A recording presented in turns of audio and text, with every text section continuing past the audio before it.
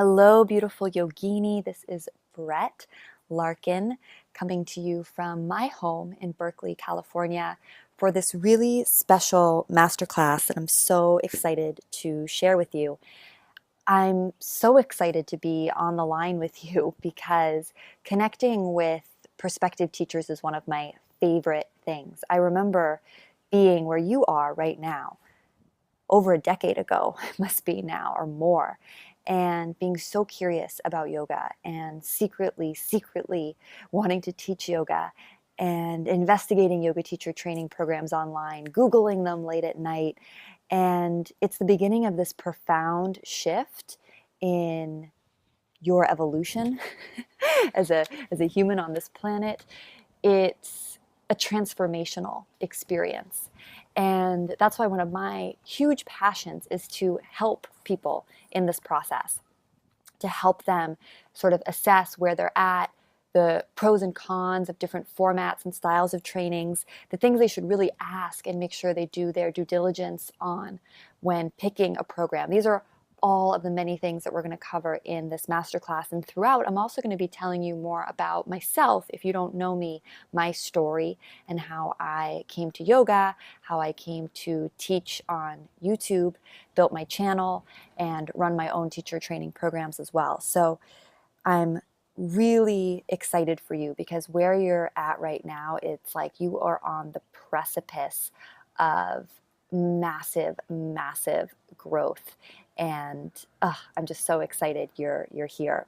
So the first thing I wanted us to do together as part of this masterclass was for you to sort of put yourself in a general group, and I'm going to explain to you what the groups are. Group A, what I'm calling Group A, is those of you who are listening who want to deepen your practice. That's your primary reason for being interested in or pursuing yoga teacher training. You don't think you want to teach, but you do want all the knowledge that's part of the yoga teacher training curriculum. So if that describes you, you're in Group A. Group B is those of you who are listening who really know that you want to teach yoga as a career. Maybe you're already planning what studios you'd love to teach at. You have your sights set on some places. This is something that you want to be a profession for you. Group C is a little bit different than Group A. It's like you don't even know. Group C is you just need more yoga in your life, and yoga teacher training is the natural next step. You don't know whether you want to teach or not teach. You're just obsessed with yoga. You just know you need more information, and yoga teacher training seems to be the natural evolution, so to speak, to get that. And that's the camp I was in. I just was completely addicted and obsessed with yoga. I knew I needed more of it. I wanted yoga like if yoga was a beverage, I wanted like an IV of yoga in my arm, like 24/7. I just knew I needed more, and yoga teacher training seemed like the best way to go about that. And I didn't know what came next. I was just obsessed. So think about if you're in like the deep in your practice group, who doesn't want to teach, knows you want to teach, Group B, or you're in this kind of Group C obsessed group and you don't know what comes next. And that's also a great place to be. So keeping that in mind, now that you've sort of thought about which describes you, I'm going to go over how to choose what format and in which location to take your training.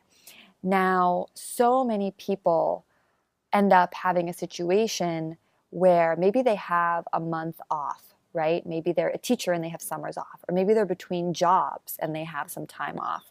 And they're like, oh my goodness, this is my window to pursue yoga teacher training. And before I go deeper into this, just to give you context for those of you who this is maybe all new information, is that yoga teacher training programs usually run in one of two formats. There's usually an extended version, and that looks like a program that's nights and weekends, right? By extended, I mean it's over a longer period of time, usually 3 months, sometimes 6 months, sometimes a year, right? You just meet one weekend a month. That's an extended program, and those usually make sense to do locally, right? Because you're going to the training all the time.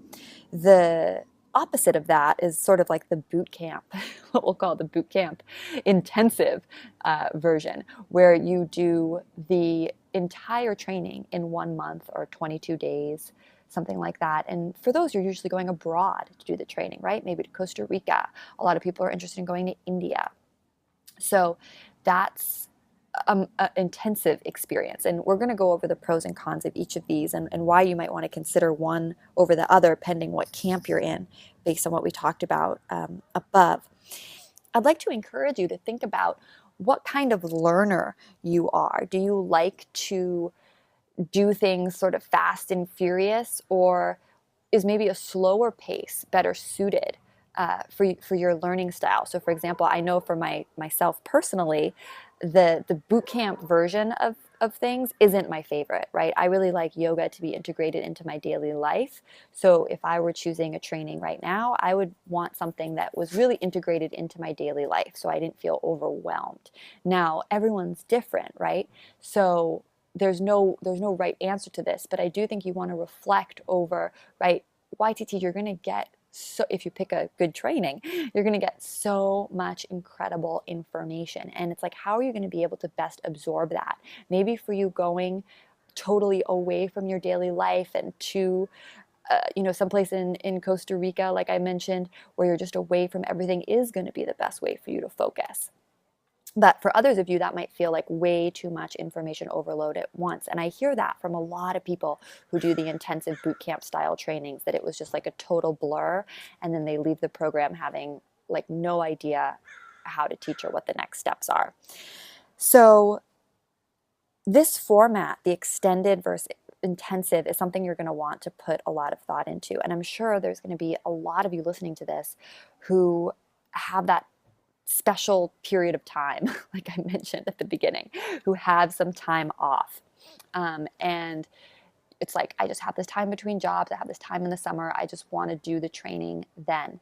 And while I get you, I totally understand that impulse. The other big tip I wanted to give while talking about the format and the location is that it's actually not the format or the location that matters. What really, really matters is who you're studying with.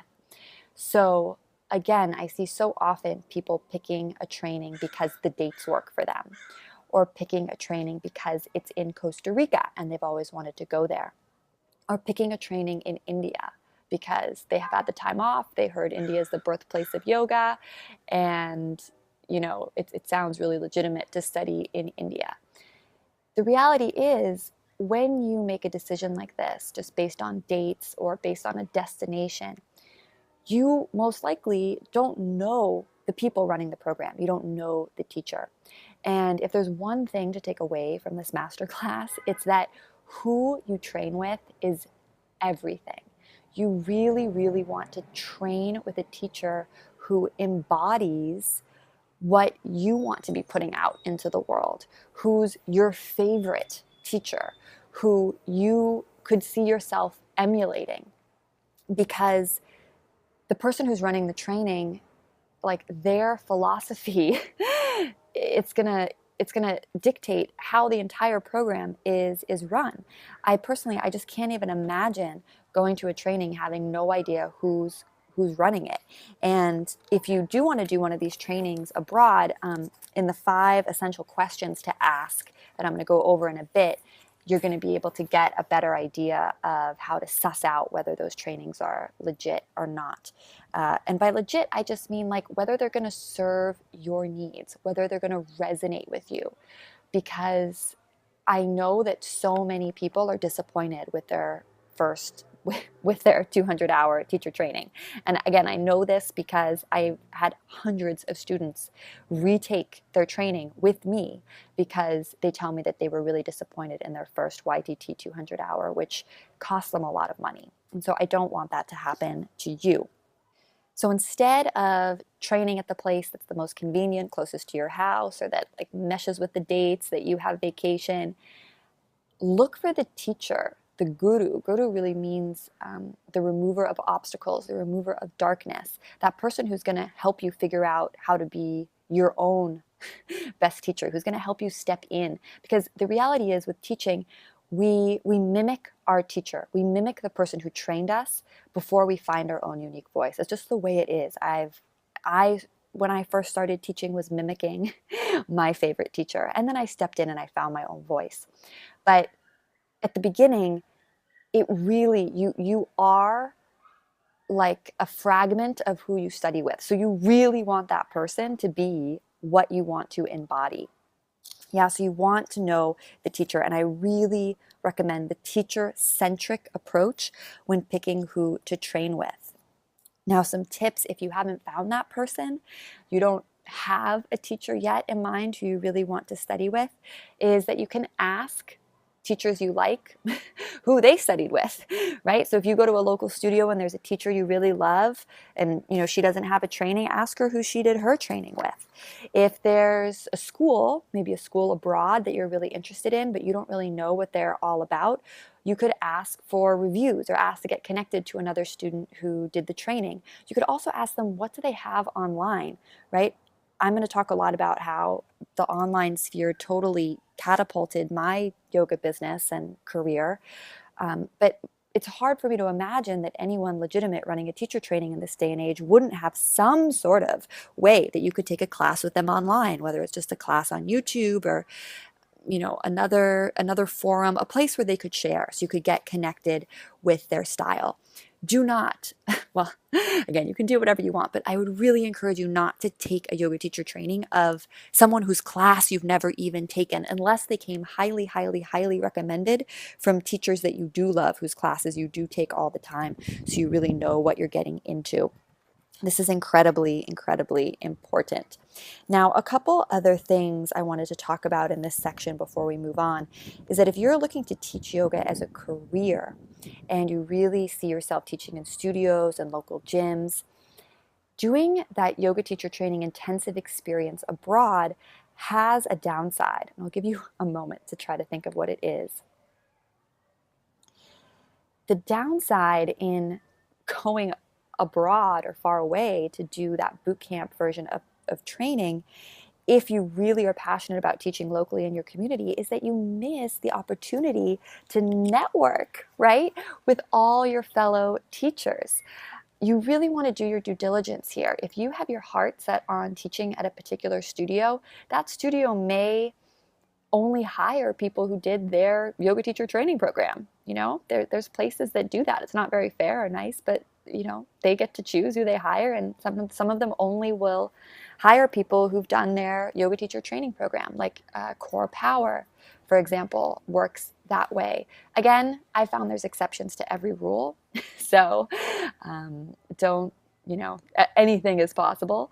But that is something that you're going to want to look into. And again, if you really are into teaching locally, all your fellow yoga teacher trainees who are going through the program with you, they're going to be your professional network, and they're going to be teaching at studios and gyms and maybe offices, and they're going to need a sub, and they're going to be able to connect with you and help you get jobs, and you're going to be able to help them get jobs. But if you do your training in Costa Rica with a bunch of amazing people, but those amazing people live all over the world, you're missing that opportunity to network locally.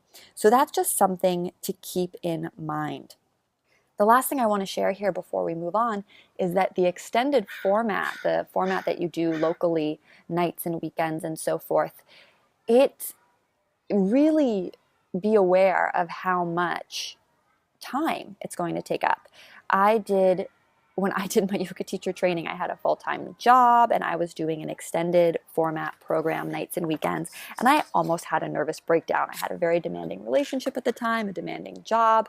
I was so into yoga, and while yoga was sort of my stress release valve in helping relieve stress in my life, once I started doing the yoga teacher training, yoga became stressful, not because I didn't enjoy what we were learning in the training, but just because it was like 6 hours all day, every day, nights, time when I'd usually be enjoying a yoga class or having time to myself to recharge and regroup, all of a sudden was like these long 8-hour days at the studio, looking at poses, refining poses. So you really want to be in a place where you're ready for that kind of commitment. It's amazing, it's transformational. I'm not saying don't do it. I'm just saying be hyper aware that it's going to really eat up a lot of your free time, and you want to be ready for that. It's going to eat up a lot of time that you'd normally have leisure time or time with your friends and family. So if you're already kind of overwhelmed in your life right now, it might not be the best choice. And the great news is that there's so many new formats of trainings happening all the time. Online is huge. We're going to talk about that later as a potential option. We're going to talk about different teachers now, myself included, are offering sort of a hybrid approach. So you, instead of doing a full month boot camp, you do like a week at a time. So you have maybe you finish your training in 3 years, but you do like one 10-day intensive, and then you do another 10-day intensive, and maybe you access online coursework in between or something like that. That can break it up and make it more manageable. So again, you want to think about the time commitment, because if you're like me, you're just so excited for all things yoga. You just want to like dive in, and you maybe forget how potent and transformational an experience this is, how much content's going to be thrown at you and how much time it's really going to take up. So these are all things you want to be aware of. Now, the next thing we're going to talk about is how to evaluate if you're ready for yoga teacher training physically, emotionally, and spiritually. I get this question so much all the time, along with the level of yoga. What level of yoga do I need to be before committing to a training? So I'd say these types of questions get asked in my private Facebook group, on my social media accounts all the time.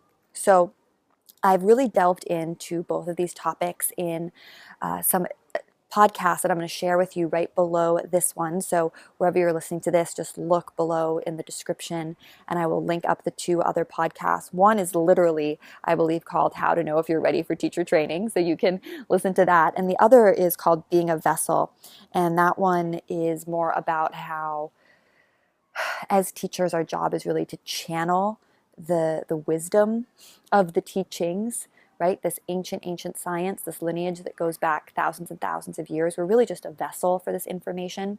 So that podcast, I think, will really inspire you and help you get out of this place where it's about you as an individual being ready, and help you open you up to how you can almost be like a medium for these incredible teachings.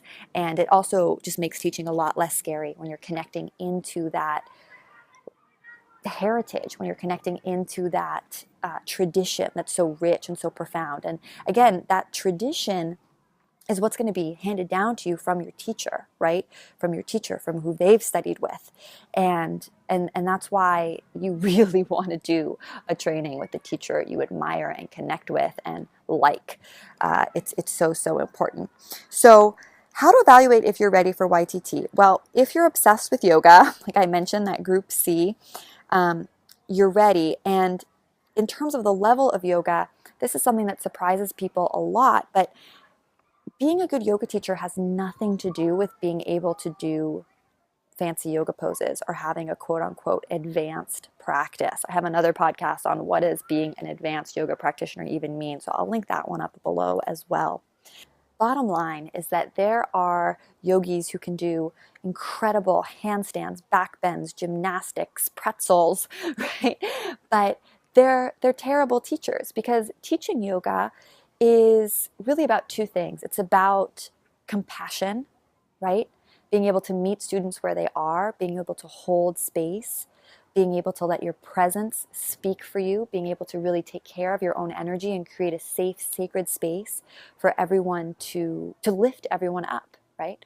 And it's about compassion and cueing. Cueing is the second thing. And cueing, by cueing, I mean how you use your voice, how you direct students and speak to them in a way that they know what to do, that they know where to put their feet and their hands, and make these postures that are so transformative. So it's really about being a good teacher isn't the same as being good at yoga, in the sense that you can do really complex and advanced things. And I'll even share a student who was incredible, had an incredible home practice. He took my online teacher training and then also some in-person modules with me. And in the in-person modules, he did his final practicum, which is basically where my students teach a class for me and their fellow students. It's sort of like a way to practice teach in order to graduate. And I wasn't able to graduate him because he had such an advanced practice that he didn't prepare for his practicum to come to teach. And I tell everyone, you want to practice teach the whole training, and I set up a lot of infrastructure to enable people to practice teach. That's something really important that we'll talk about a little later during the training. But he just didn't do it. He just skipped out on practicing teaching, practicing cueing, practicing using his voice, practicing demoing and walking around the room and looking at students' bodies and cueing off what he saw and cueing in different ways, right? Some people, different phrases are going to work for different people to help get them into that sweet, safe alignment. And he didn't practice. And despite the fact that he had maybe a more advanced asana practice, he's stronger than me in many of the poses, he failed his practicum because he couldn't talk the class through what he was doing.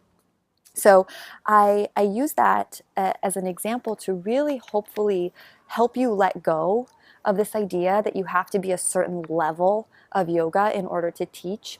And then I get so many questions from people all the time that, they say, well, I have an injury, or I have this limitation, or, I don't know if I can teach because of X, Y, Z. And my big message to you about that is that whatever your perceived limitation is actually your strength. That's going to help you serve the population that really needs your teachings. So for example, if you have sciatica and maybe you can't perform certain postures, or you're dealing with some spinal issues, that doesn't mean you can't teach yoga. That means that not only should you teach, but the world needs you to teach. There's a population of students who are so craving the lens, the perspective that you're going to be able to give on the poses and the practice because of that injury.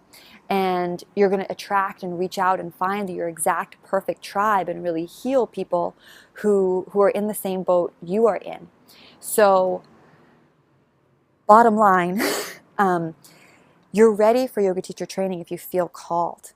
Yeah, if you feel called in your heart, if you're listening to this and you're like getting chills, you're like, yes, I feel the call. And you might be in denial about the fact that you feel called, because I felt in denial for a long time, even after I finished my training. Even after I graduated successfully, I was in denial. I didn't think I had the right to teach. I didn't think anyone would want to hear what I had to say. I had a lot of negative and self-limiting beliefs. That the training helped, but I still had them even after training. And it was a long process for me to get the guts to actually go out and teach. If you feel the call, you're ready. And for me, I think I had so many limitations because I was in denial about my role as a healer. I was in denial about the fact that I knew teaching was my life purpose. I just wanted to play it small and play it safe. And it's likely that if you're listening to this, you might feel a glimmer of that, whether you just want to deepen your practice, or you're like, no, I secretly want to share this. I want to lift others through this practice, through this work. These are all normal feelings. And if you feel the call, you're ready. And you don't need to be a certain level of yoga.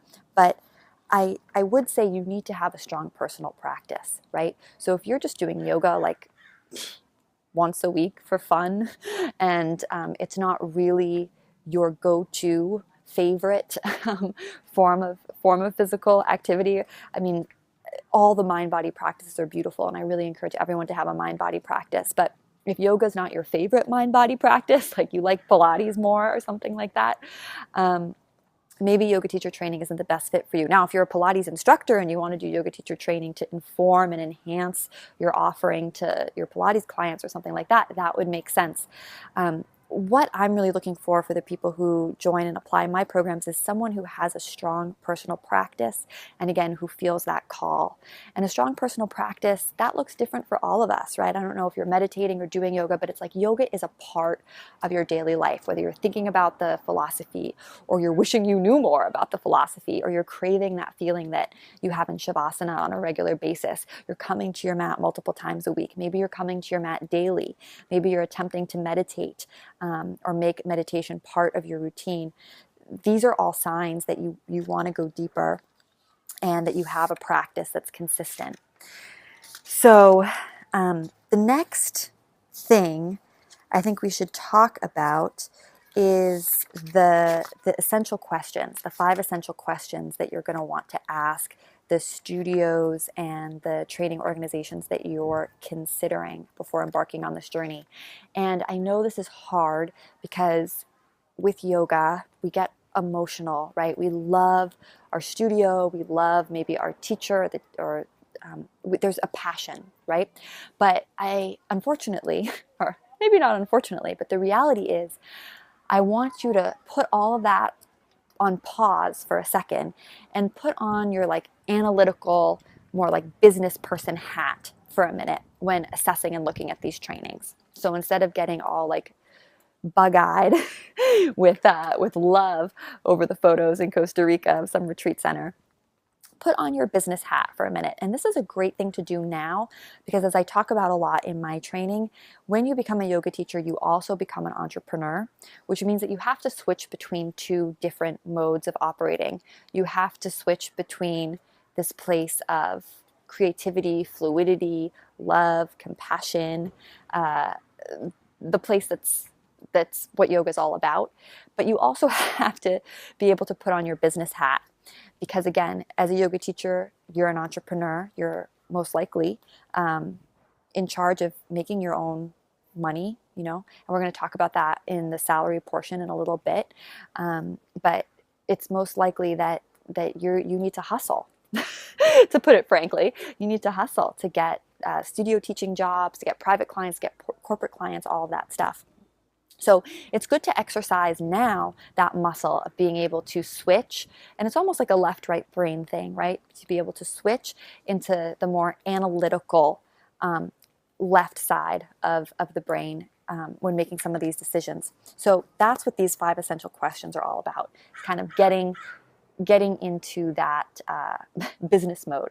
So the first is, I would ask any studio or training organization, what, if it's not clearly on their website somewhere in the FAQ or whatever, but what's required for me to graduate?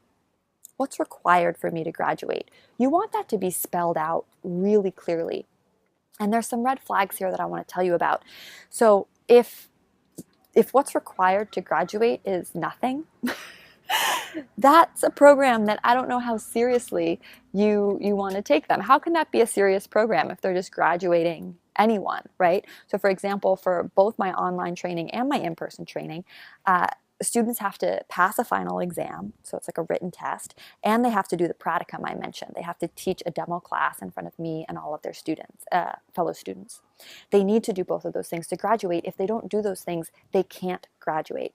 So some combo or variation of those things that I mentioned, a written test or hands-on teaching experience as a requirement to graduate, is something you want to know up front because you want to make sure you can meet the graduation requirements, but it's also a way of just sussing out, how serious is this training? How much do they really care that I'm going to be able to teach at the end of this? And there's a part 2 here, which is that you really want to ask and seek out a training that's going to give you hands-on teaching experience, because so many trainings cover philosophy or they cover anatomy or they go through all this stuff, but they don't actually teach you how to teach, or they don't have time set aside for you to practice using your voice, practice teaching, whether it's asana or meditation, to your peers. This is a really important component to any program. So even in my online training, we do practice teaching. We practice teach each other meditation through video conference. Like, I'm constantly trying to get people to use their voice and coax them out of their shell so that when they graduate, they're really comfortable using their voice and speaking in front of a group of people. Public speaking is feared more than death. It's people's number 1 fear. So I would encourage you to seek out a program and ask the program organizer, if there's an opportunity to practice using your voice. And if you're like the really shy person who's like, I never want to do that, I'm talking to you. You can do this. Everyone can do this. It's just a skill, just like any other muscle. Using our voice and speaking in front of a large group is a learned skill. And the only way you're going to gain confidence is through practice. And that's why a yoga teacher training program that's just purely theoretical, like not helping you get into action around teaching, forcing you to practice teach, that to me would be a red flag. As would number 2, and this is the number 2 in the essential questions that I'd ask, is what materials will I receive, and is there a manual? Yoga teacher training is, again, I use this word overwhelming, but what I really mean, it's like it's overwhelming, it's ecstatic, it's transformational, it's like the best experience. It really is, but it's a blur. No matter what format you choose to do it in, it's a bit of a blur. Like it's just a lot of information coming at you quickly. And what happens is the training ends and then you're on your own in the world. And hopefully you're getting some support. We're going to talk about that again as well in a minute. But you want a manual. You want something that you can take with you when the training's over, that you can refer back to, and that can really help you teach. So if a training program doesn't have a manual, or maybe you're doing training abroad or someplace like India, for example, and they don't have a comprehensive manual, that to me would be a red flag. The manual is everything. It's like what you have. It's your life preserver once you're off the boat of yoga teacher training and in the deep ocean of real life. So, most trainings won't show you the manual before you take the training, just because of there's proprietary information in there. I guard my manual very carefully, but I do have one, and there's photos of it, and I think I even have excerpts of it posted either in some of my videos or on the website. And one of the number one pieces of feedback I get from my training is from people saying how much the manual blows them away, how much they love the manual, how much the manual completely superseded a lot of their expectations. And one of the things I did in my manual that I'm so proud and passionate about is that I noticed that in all the training programs I was seeing, and even the training programs I did, they were only showing the perfect version of the pose, right? Like the most advanced variation of the pose, like chair twist, for example. They'd show like a perfect chair twist, which is great because we need to see that in order to learn. But the reality is we go out and we start teaching, and we're teaching so many different types of people, so many different bodies, right? So many different physical bodies, and so many people have physical limitations or injuries, and that there wasn't enough in these training manuals about how to modify for people, for like real people, because most of us aren't going out to teach Iyengar or gymnasts, right? We're teaching like local people who have injuries. So my manual has tons and tons and tons of photos of all the different modifications of every pose. And then the second thing I did is I actually included all the verbal cues, how to cue every single pose, the way I cue it. The exact words I use, and I've never seen that in any other teacher training manual. They'll break down the pose, they'll tell you, all the different maybe component parts or what's going on anatomically in the body, but they don't actually spell out for you what you should say. I put like my heart and soul into making sure the cues were really there. And the point of this is that when you finish training and you're out there in the real world, you have this manual to refer back to guide you. So that's essential question number 2. You want to ask, what are the materials that you're going to receive, and is there a manual? Okay, question number 3 is, can I see a course syllabus? Yoga teacher trainings generally all cover the same types of things.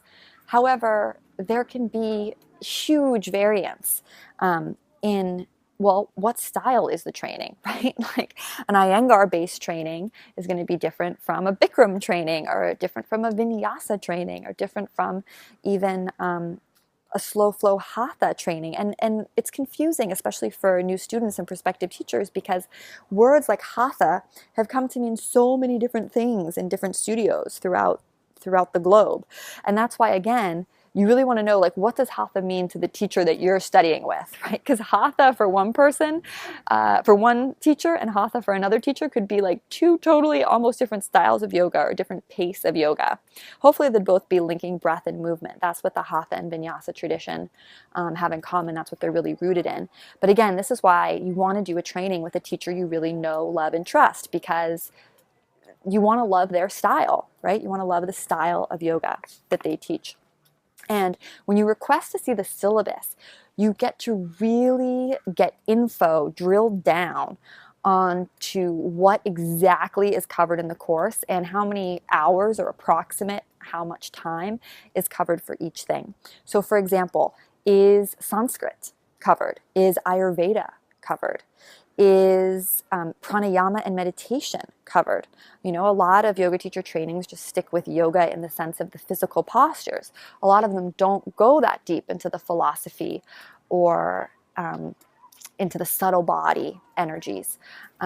So again, you need to find the program that's the right fit for you, that's going to engage your passions and interests. And I don't know how you can make a decision about that without seeing the syllabus. That's why, for me, my syllabus is downloadable on my registration page. Whoever wants to see it can just let me know their email address and I email them a copy of the syllabus, because I want people who are the right fit for my program to come take it. Now, if a training program tells you they don't have a syllabus or that you can't see it, for me that would be a red flag, because I completely understand how a training program, myself included, doesn't want to share the manual, right? Because that's sort of like the guts, the meat of your whole program or philosophy. It's proprietary information that you don't really want to share with anyone except your students and then the community that you're mentoring. But the syllabus is just a basic outline, right, of what's covered. And if a training doesn't have one or can't provide that for you, you know, you could even ask, like, just show me last year's, right? Because a lot of them might say, oh, well, we don't have it for this upcoming year. Just say, what can I see a past one, right? Because it's not about the dates on the syllabus being right. It's about what's the material that's covered. So for example, in my syllabus, when people look at it, they're able to see, like, wow, there's a lot of time spent on pranayama and meditation, because to me, that's as important as the asana practice. And they're able to see, wow, there's huge chunks of time focused on myofascial release. Fascia is the interconnective tissue that runs head to toe throughout our whole body. That's a huge passion of mine. All our cells live in our fascia. Myofascial release is an incredibly therapeutic healing modality that is just gaining popularity. And I'm a myofascial release therapist, so that is a huge part of my training. So they really get to see. They get to see, oh, wow, there's all these business modules. We'll talk about business more in a little bit and making money. But I really want to set my students up for success, to succeed in the real world. And therefore I have trainings on, you know, YouTube and social media and, you know, how to market yourself and make a living as a yoga teacher if that's something you want to do. So when you get to look at these syllabuses, you're going to really start to see, okay, which program is the right fit for me. Again, I think just studying with the teacher you feel drawn to is the number one. But if you're, you know, deciding between different trainings, get that syllabus. Really, really important. Okay, essential question number 4 is, who is the lead trainer and how many hours will I be spending with him or her? Now, this is because maybe there's a super big teacher who you love and you want to go take their training. But this happens a lot, that they only teach maybe like 1 hour of the training a day, or they only show up for 2 days of the training, and the rest of the training is really run by their associates or other teachers who work with them.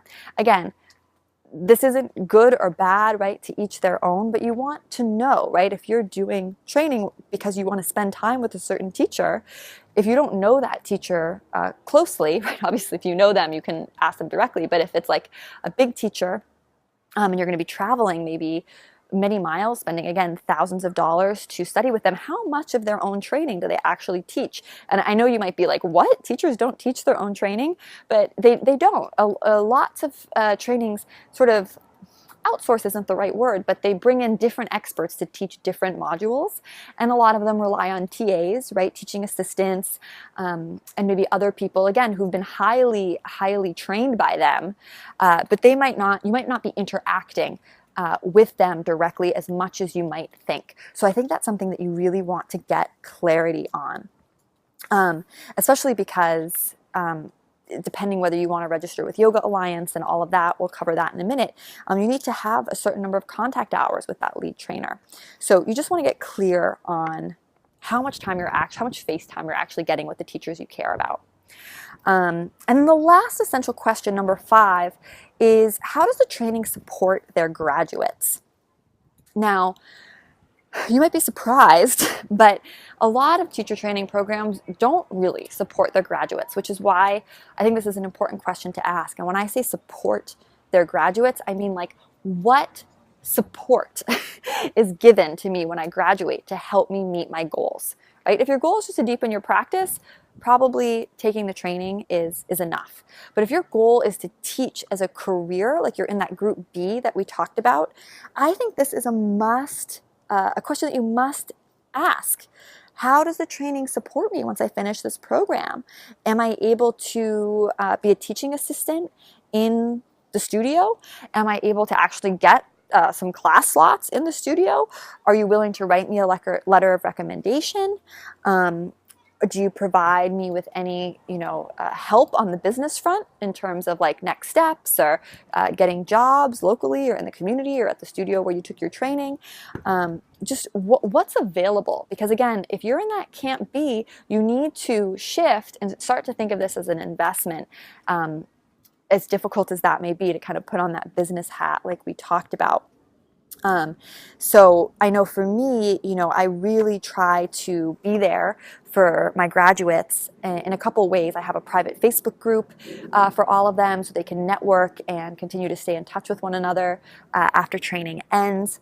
I have regular mastermind weekends where we all get together so I can kind of help them get to the next level of where they want to go with their yoga business if they're pursuing yoga as a career.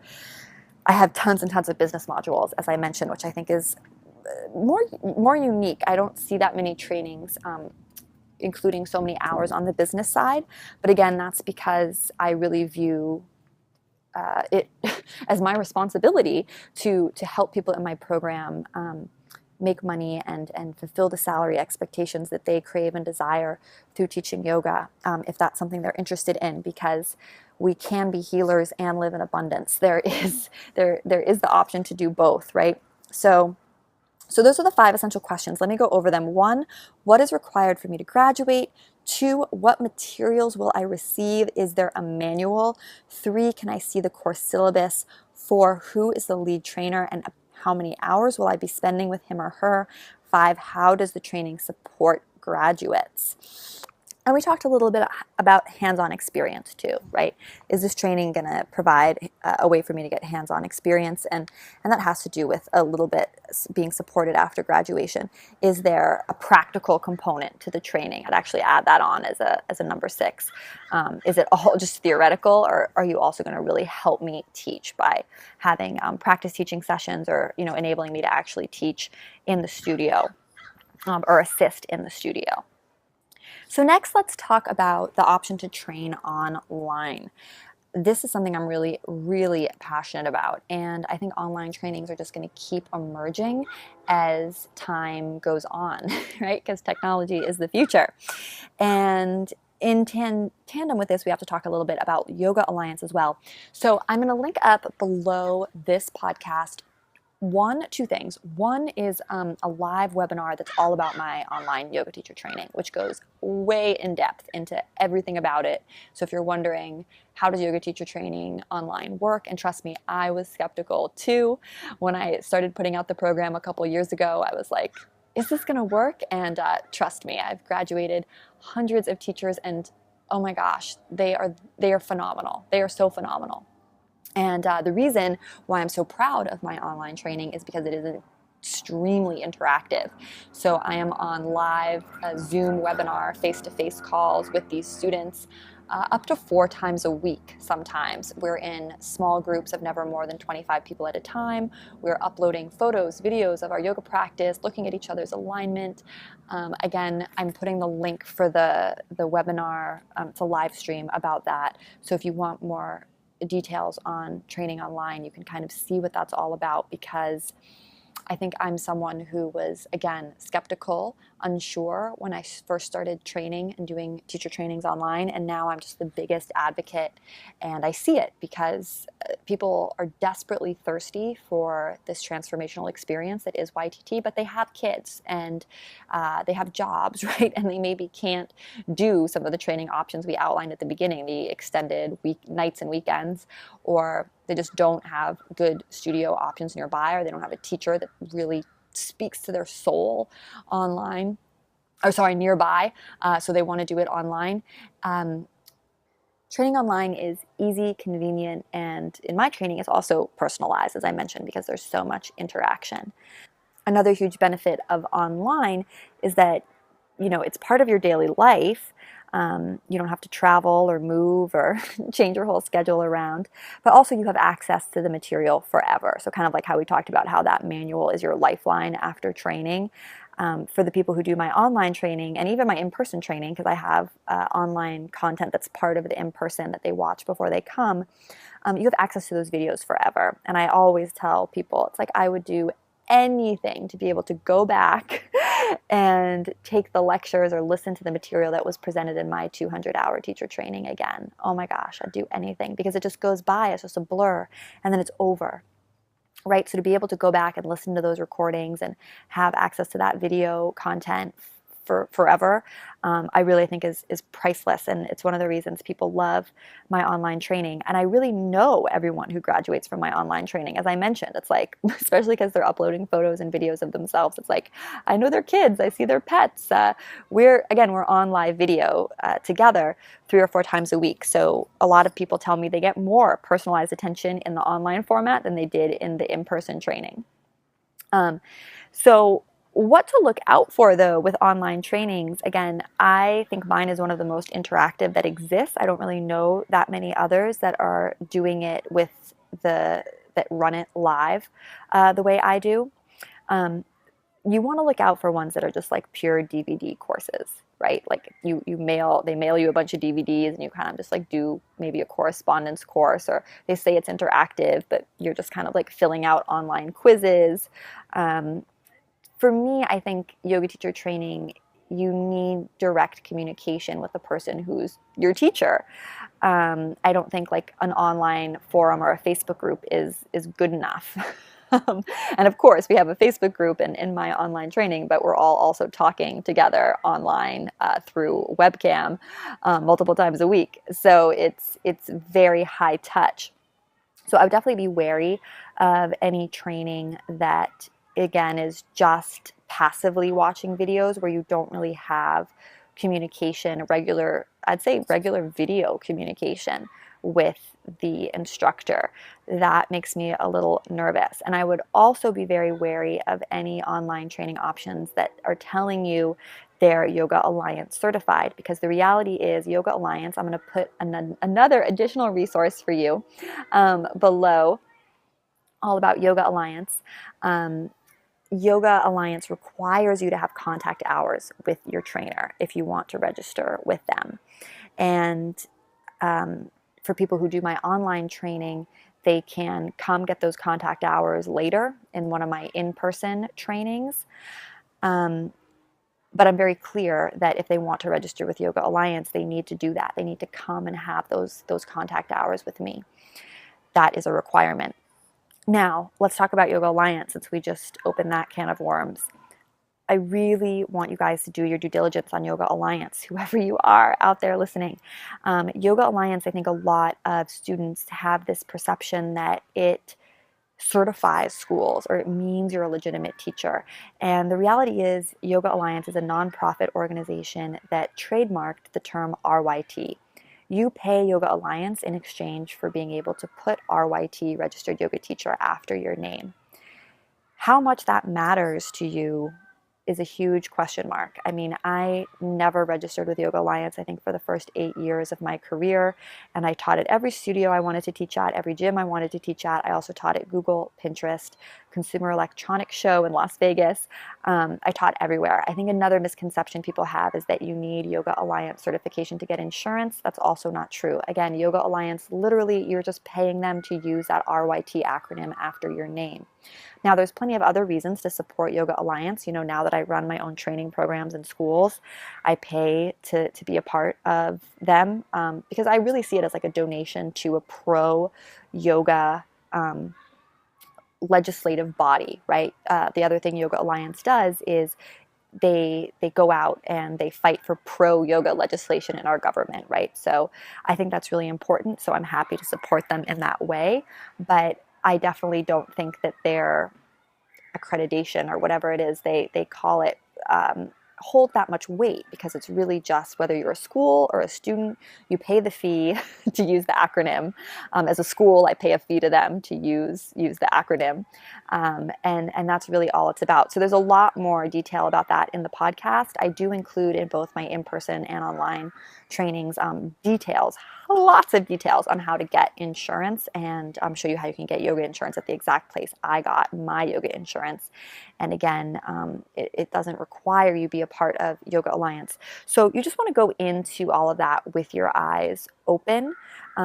Doing a Yoga Alliance training to get that RYT acronym after your name might be hugely important to you. Might not be so important, especially if you're like me and you want to teach more in the digital sphere. You want access to a lot of the business content and online social media training stuff that's part of my online training, right? You really just need to weigh the pros and cons of what's best for your specific situation. And again, technology is taking over. So Yoga Alliance has even emailed all the schools that are a part of it and said that they want to make online learning make it more a part of the 200-hour curriculum. And if you're doing continuing education, Yoga Alliance says it's fine to do it online. So a lot of people, that's why I have so many people actually taking my online training for continuing education, because they can get continuing education with Yoga Alliance for that. And again, many of them were unhappy with their first training, so they kind of get to do a do-over. So listen to the podcast below on Yoga Alliance for a lot more detail. It's really worth listening to, and I get a lot of positive feedback on that podcast because I really break it down, like how Yoga Alliance was founded. And again, these are just things you want to understand. If a school is just being like, I'm Yoga Alliance approved as a school, you want to know, it's like, what does that actually really mean, right? Don't just take these things at face value. Be a smart, savvy consumer, dig deep, and do your research. So I think we've talked about everything except at this point salary requirement, salary expectations, and making a living as a yoga teacher. This is where I want to get in with you and share a little bit of my personal story, because I'm someone who thought I could never make a living teaching yoga. I just thought it was not possible. It was just this completely far-fetched dream. And the reality is that's true for a lot of people. A lot of people end up teaching yoga on the side while they keep a corporate job, which is a great option to do that hybrid approach. I did it for years. But ultimately, I knew I really, really wanted to make yoga my life and my career as well. And I was so skeptical that I would ever be able to make a living as a yoga teacher. But I do, and I make a very good living as a yoga teacher. So I'm living proof that it's possible. So in my training, a lot of what I do is share how I made that happen. And a lot of it has to do with embracing technology and starting my YouTube channel, which has over 150,000 subscribers at the time of this recording, and over 11 million views, which still, it's like it boggles my mind how huge it's gotten. And I was just like you, right? Over a decade ago, I was just like you, trying to figure out how and where to do my yoga teacher training. So again, I've been exactly where you are. To give you some exact facts and figures, because I do want to provide that here, the average studio is going to either pay you per class, that could look like $20 a class or $30 a class or $50 a class, or they're going to pay you on a per head model, which usually means there's a flat fee, maybe $10 or $15 as the hourly fee, but then you make $5 a head, let's say, so $5 per student who arrives. And sometimes that per head number only activates at a certain threshold, right? So you make $15, and then after 5 students, you make $5 a head, something like that. So you can see how working in studios and gyms under this model, you need to be teaching a lot of classes if you wanted to make this your full-time income. In terms of privates and corporates, well, the money gets a little bit more interesting.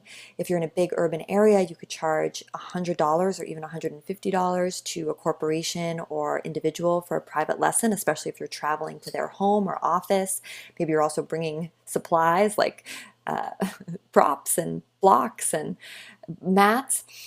So that definitely gets a little bit more interesting. And one thing I see a lot of people in my program do is combining yoga with whatever their other passions are, whether it's writing or health coaching or chiropractic work or Pilates. There's so many interesting ways to fuse yoga into what you're already passionate about. So in my program, I really go over a lot more into the business side of things. I talk about how to approach studio owners if doing the studio circuit is something you're interested in. And it's a great place to start and really develop your voice, get your feet wet, and figure out your own unique teaching style. So I talk about how to approach studio owners and why so many, I'd say 99% of new students do this the wrong way. I cover how to sell yourself to studio owners and businesses and really make it look like you have experience, even if you don't have so much experience. Again, you need to kind of have that entrepreneurial savvy and hustle at the beginning. And we talked a little bit about how much to charge for privates and corporates, but there's strategies there where you can try to sell a bundle of classes up front, for example, kind of like a class pack, even when you're working with individuals and businesses. And I go into detail on how I ended up teaching at Google, and you can leverage your personal network, the contacts you have right now, to really jumpstart your yoga teaching career. And I really try to give you the confidence to do that, to jump in and make that leap, because the reality is, and this might be an unpopular thing to say, but the reality is doing a yoga teacher training doesn't make you a yoga teacher. Let that sink in for a minute. It's actually going out there and hustling and teaching and getting your feet wet, like I said. That's what makes you a teacher, getting that hands-on experience, which again is why it's so important. You want to find a teacher or a mentor or train with someone who really believes and is going to push you to do that, because most of us need a push. I know I definitely did. And we can't get there alone. We need community, we need support from other students, and we need support from our teacher who can really mentor us. So this is something, if you're thinking of teaching yoga as a career, that you really want to ask the training organizer about, making sure that you're going to get that support you need. To wrap up, I want to tell you to pursue yoga teacher training.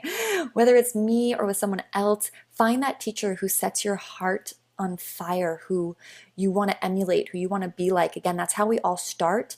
And train with that person. Make that your priority, even if it means you have to wait or travel a little extra or save a little more, or maybe do the training in a format you weren't expecting to. If there's anything you take away from this masterclass, it's that the passing down of these teachings through a teacher you really trust and care about and love the style they teach, so you can, again, take that style and evolve it, right? Because you're not going to be this person's clone, but you do need a place to get started and get a foundation. You really want to work with someone who wants to be as committed to your success as you are. So find that teacher. And if you don't have one now, again, as I said, ask around, explore my programs if you liked connecting with me on this masterclass, and set an intention, right? Set an intention in your meditations for the right teacher to come to you. I can't tell you how many times I've put out an energetic frequency like that for either guidance or the right mentor or the right program, and all of a sudden it's magical what you end up seeing the next couple of days or what you end up finding on social media. The universe really is here supporting all of us, And in teaching yoga, you're really stepping into the highest version of yourself. You're going to heal your whole family. You're going to heal yourself in ways you didn't expect. All of these things are byproducts of the training.